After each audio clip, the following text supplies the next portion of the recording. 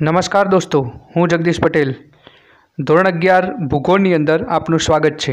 મિત્રો, આજના વિડીયોની અંદર આપણે ભણીશું પાઠ 5 ભૂમિખંડો અને મહાસાગરો ભાગ 4 વેગનરનો ખંડ પ્રવહન સિદ્ધાંત। દોસ્તો, શરૂ કરીએ આપણે વેગનરનો ખંડ પ્રવહનનો સિદ્ધાંત। પ્રોફેસર એ વેગનર, આ જે વેગનર હતા એ પોતે આમ જોવા જઈએ તો એક પ્રોફેસર હતા, પણ એમણે ભૂગોળની અંદર રસ હતો।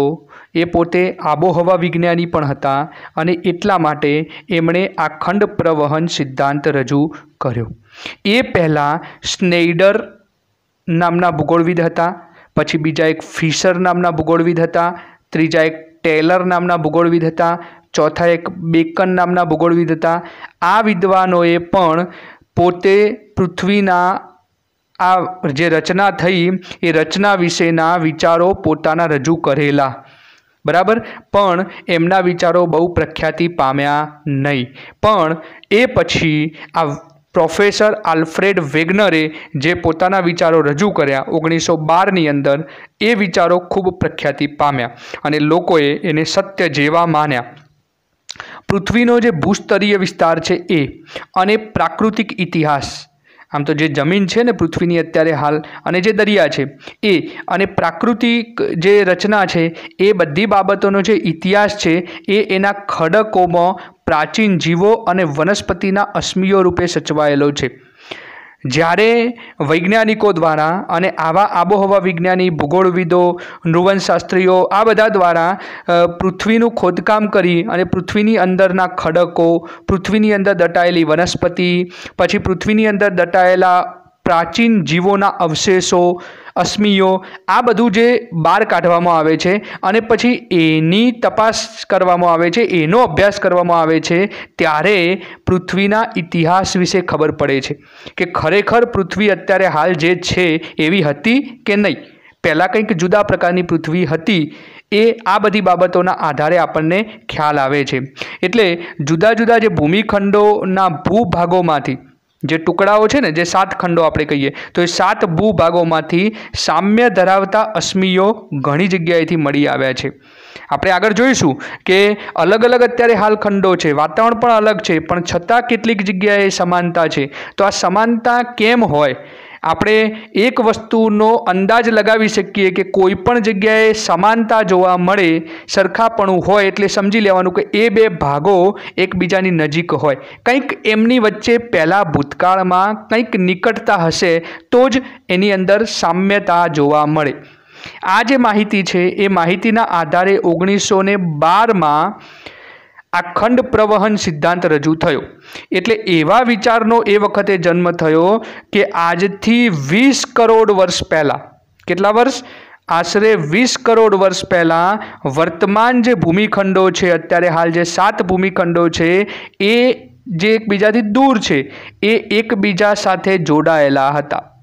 સમજાયું દોસ્તો કે અત્યારે જે ભૂમિખંડો કે જે એકબીજાથી દૂર છે એ આશરે 20 કરોડ વર્ષ પહેલાં એકબીજાની નજીક હતા, પાસે હતા, બરાબર। અને પૃથ્વી પર એક અને માત્ર એક જ ખંડ હતો। આપણે જે 7 ખંડ છે એવા 7 ખંડ નહીં, એક જ ખંડ હતો અને એક ખંડનું નામ વેગનરે શું આપ્યું છે? પેન્જિયા। વેગનર એવું કહે છે કે એક જ ખંડ હતો જેનું નામ હતું પેન્જિયા। હવે આ પેન્જિયા કેવો હતો તમે જોઈ શકો મિત્રો, તમને મેં આકૃતિમાં પૃથ્વીમાં બતાવ્યો છે। આ પૃથ્વીનો ગોળો છે, ગોળો તો એના એ જ હોય, બરાબર, પણ એમાં ખંડો કેવી રીતે રચાયા છે તમે જુઓ મિત્રો।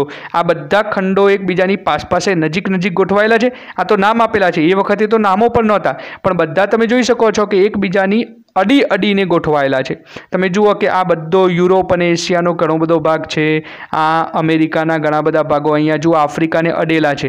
હવે આ બધો આફ્રિકા છે, બરાબર, એની બાજુમાં અહીંયા આ દક્ષિણ અમેરિકા છે, પછી આ ભારત કેટલું બધું નીચું છે, આ ઓસ્ટ્રેલિયા છેક દક્ષિણ ધ્રુવ ઉપર છે, એન્ટાર્કટિકા પણ ઘણો બધો થોડોક ઊંચો છે।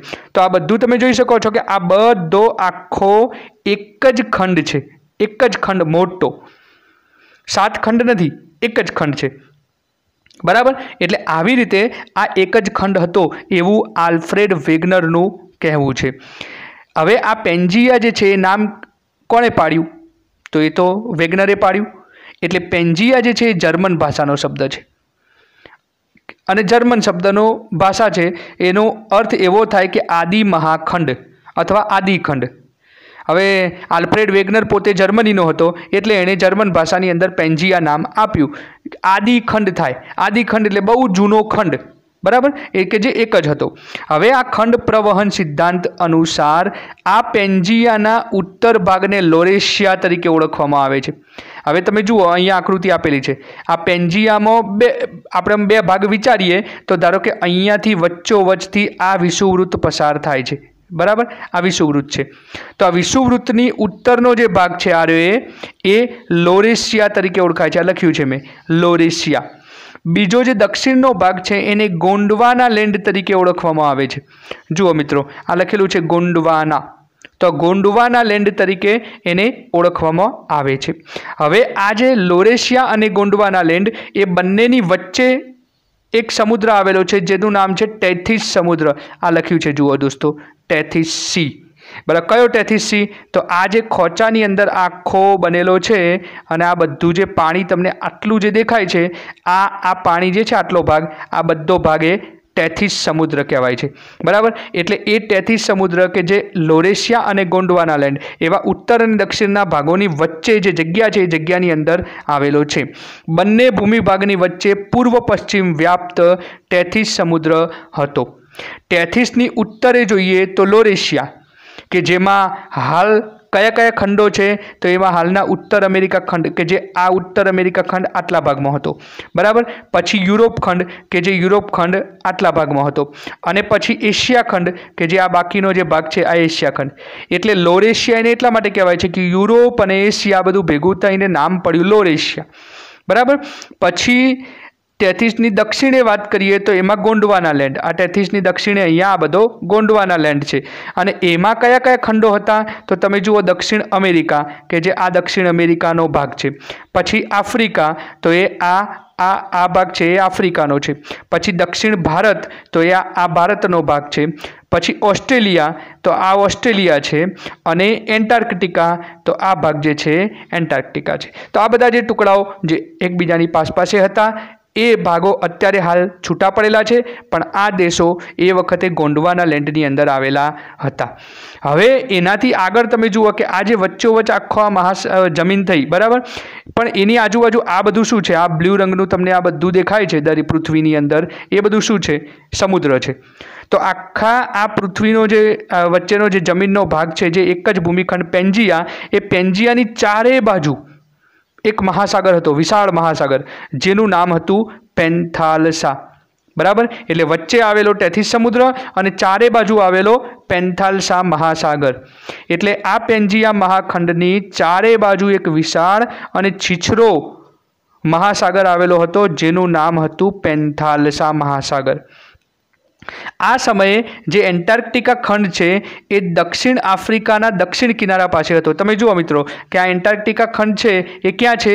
દક્ષિણ આફ્રિકાને અડીને અહીંયા દક્ષિણમાં આવેલો છે. અત્યારે હાલ તો દક્ષિણ આફ્રિકા અને એન્ટાર્કટિકા ખંડ વચ્ચે ઘણું બધું અંતર છે, પણ એ વખતે એ બંને ભાગો ભેગા હતા. હવે આગળ જોઈએ મિત્રો, તો જે આ વિચારધારા, કઈ વિચારધારા? ખંડ પ્રવહન વિચારધારા. એના આધારે ખંડોના કિનારાના આકાર, બંધારણ, વનસ્પતિ, જીવસૃષ્ટિ, સ્થાન, આ બધા વિશેની અદ્યતન માહિતી આપણને મળે છે.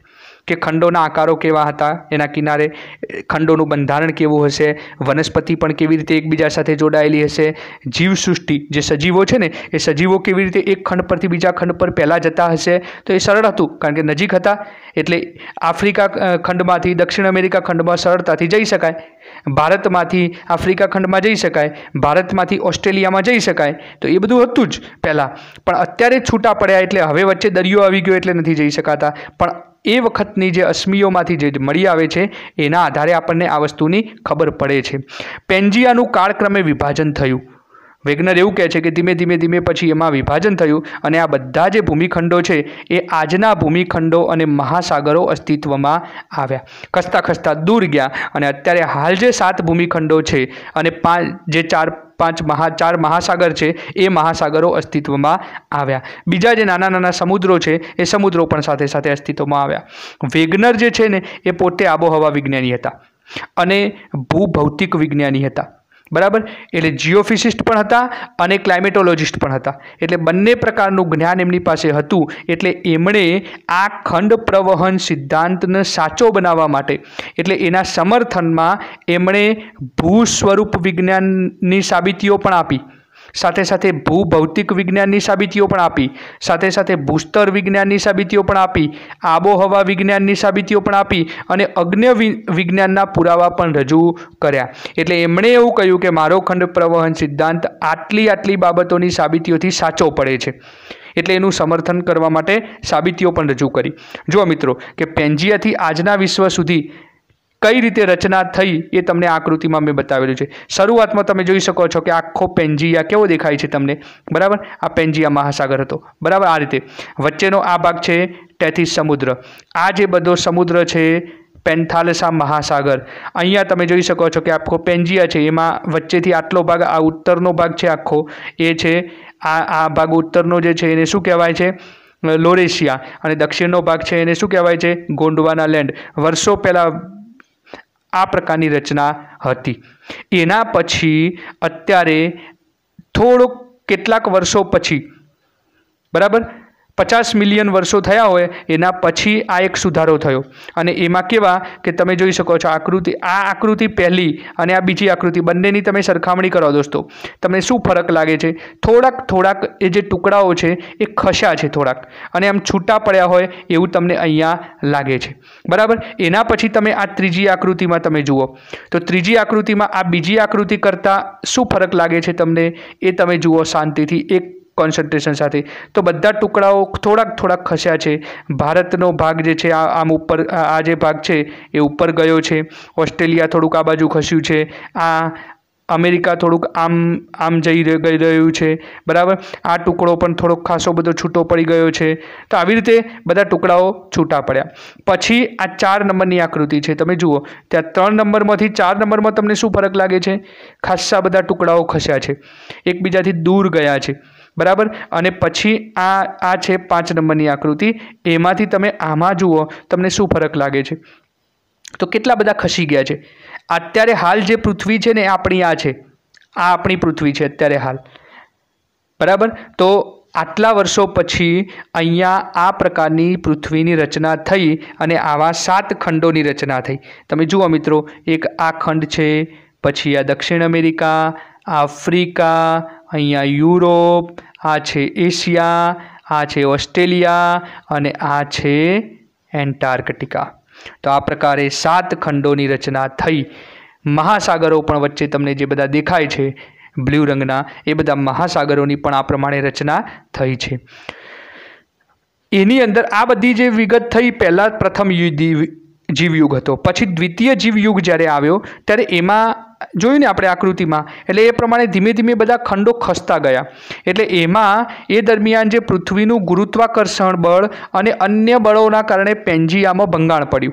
पेंजियाम भंगाण पड्युं एटले एना टुकड़ा थोड़ाक छूटा पड्या अने अलग थयेला भूखंडो तेनी नीचे आवेला भूरस एटले के साइमा जे छे, बराबर, ए भूरसनी उपर विशाळ तरापानी जेम तरता हता। एटले टुकड़ाओ तरता हता अंदરના स्टेनोस्फियરના ઉપર, એટલે એ પછી ધીમે ધીમે ધીમે ખસવા लाग्या। आ जे भूमिखंडो हता एमांथी छूटा पड़ेला केटलाक भूखंडो ए बळनी दिशामां सरकवा लाग्या। जे दिशामां बळ लाग्युं ए दिशामां खसता गया। एटले अमुक भागो पूर्व में खस्या, अमुक भागो पश्चिम में खस्या, अमुक भागो दक्षिण में गया, अमुक भागो उत्तर में गया। एवी रीते अलग अलग दिशाओनी अंदर ए टुकड़ाओ खसवा लाग्या अने छूटा पड़वा लाग्या। बराबर, एटले उत्तर अमेरिका अने दक्षिण अमेरिका ए यूरोप अने आफ्रिका थी छूटा पड्या अने पश्चिम दिशा तरफ सरक्या। तमे जोयुं छे आकृति में कि उत्तर अमेरिका अने दक्षिण अमेरिका कई दिशा में सरक्युं तो पश्चिम दिशा तरफ सरक्युं। ज्यारे आफ्रिका अने यूरोप जे हतुं ए विषुववृत्त तरफ खसवा लाग्या। विषुववृत्त तरफ एटले थोड़ाक उत्तर तरफ खसवा लाग्या, वधारे पड़ता उत्तर तरफ खस्या। बराबर, पछी आगळ जोईए तो आ आकृतिमां तमे जुओ मित्रों कि आ आकृति जे छे एमां तमे जोई शको छो आ विषुववृत्त छे वच्चोवच्च। बराबर, अहींया तो एमां तमे जोई शको छो कि आ आ बाजू खस्यो खंड, आ खंड पण आ बाजू खस्यो एटले ए बंने भागो खस्या। आ तमे जोई शको छो बीजी आकृतिमां, बराबर। आ बीजी आकृति जे छे एमां ए प्रमाणेनी रचना छे के आ थोड़ोक भाग जे छे ए छूटो पड्यो छे अने आम करीने आम ए खसवा लाग्यो छे, बराबर दोस्तों। पछी आ भाग जे छे ए आ भाग पण आ रीते खसवा लाग्यो छे। ए ज रीते आफ्रिका खंड छे थोड़ोक उत्तर दिशा तरफ जवा लाग्यो, युरोप खंड पण थोड़ोक उपर जवा लाग्यो एटले एमां ए उत्तर तरफ खसवा लाग्या, बराबर। पछी आ जे बीजी रचनाओ छे एने आपणे आगळ जोई, दरेक स्टेपनी अंदर आपणे एनो अभ्यास करीशुं। हवे तृतीय जीवयुग आव्यो एमां पछी, एटले तृतीय जीवयुग दरमियान ऑस्ट्रेलिया अने एंटार्कटिका ए बंने छूटा पड्या एटले ऑस्ट्रेलिया पूर्व दिशामां सरकवा लाग्यो अने एंटार्कटिका खंड जे छे दक्षिण दिशा तरफ सरकवा लाग्या, बराबर। भारतीय उपखंड जे हतो ए आफ्रिका साथे जे ચોંટેલો हतो ए आफ्रिकाथी अलग थई अने उत्तर पूर्व तरफ खस्यो एटले जे उत्तरमां जे एशिया खंड हतो ए एशिया खंड साथे आगळ जईने गोठवाई गयो। एटले समयांतरे अलग पड़ेला जे भूमिखंडो हता ए अत्यारे हाल वर्तमान स्थान पर गोठवाया, अत्यारे हाल जे जग्याए छे ने ए जग्याए गोठवाया। हवे आ जे भूमिखंडो छे एमनी वच्चे खाली विस्तारो निर्माण पाम्या। भारत गयुं ऊपर एटले एनी बे बाजू जग्याओ थई, ज्यां पोलाण थयुं एटले नीचाण विस्तारो थया, ए नीचाणवाळा विस्तारो, भारतनी नीचेवाळो विस्तार ए बधा पोलाणवाळा विस्तारो थया एटले ए खाली विस्तारमां जळराशि भराई। जळराशि एटले पाणी, बराबर। एटले त्यां पाणी एकठी थयुं अने एना कारणे महासागरो अने समुद्रो अस्तित्वमां आव्या। जे बहु ज मोटा हता ए महासागरो कहेवाया अने जे खोचामां बन्या हता एने समुद्रो तरीके ओळखवामां आव्या।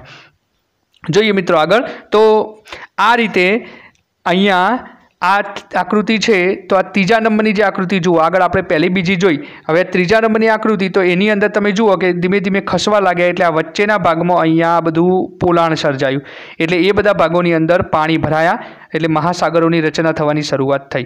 पछी आ जे चौथी आकृति है एमां तमे जुओ कि आ भारतीय भाग जे छे खासो बधो उपर गयो छे अने आ पांचमी आकृतिमां तमे जुओ कि भारत जे छे खासुं बधुं आ छेक उत्तरनी भूतकती साथे एटले के आ एशियानी जे भूतकती हती एनी साथे टकराई अने चोंटी गई एटले भारत एशिया साथे जोड़ाई गयुं अने ऑस्ट्रेलिया जे छे ए आ रीते पूर्वमां जई अने ए समुद्रमा एक टापू स्वरूपे रह्युं। बराबर। तो आ रीते आ अत्याરના दुनियानी आ एक नक्शो जे छे ए आपणे अहींया जोवा मळे छे। तो दोस्तों तमने ख्याल आवी गयो हशे कि खंड प्रवहन सिद्धांत ए शुं छे। आ भागो जे छे एने तमे योग्य रीते समझशो, फरीवार विडियो जोईने समझशो, कारण के तमारे फक्त 11मा धोरणनी के 12मा धोरणनी परीक्षा माटे नहीं पण आ जे मुद्दाओ छे ए बधा मुद्दाओ आगळ जीपीएससीनी परीक्षानी अंदर के बीजी कॉम्पिटिटिव परीक्षाओनी अंदर ए खूब ज उपयोगी छे। एटले दोस्तों आने पूरेपूरो समझवानो कोशिश करशो। तो आवजो मित्रों, विडियोने लाइक करो, कॉमेंट करो और बीजा मित्रों ने शेर करो।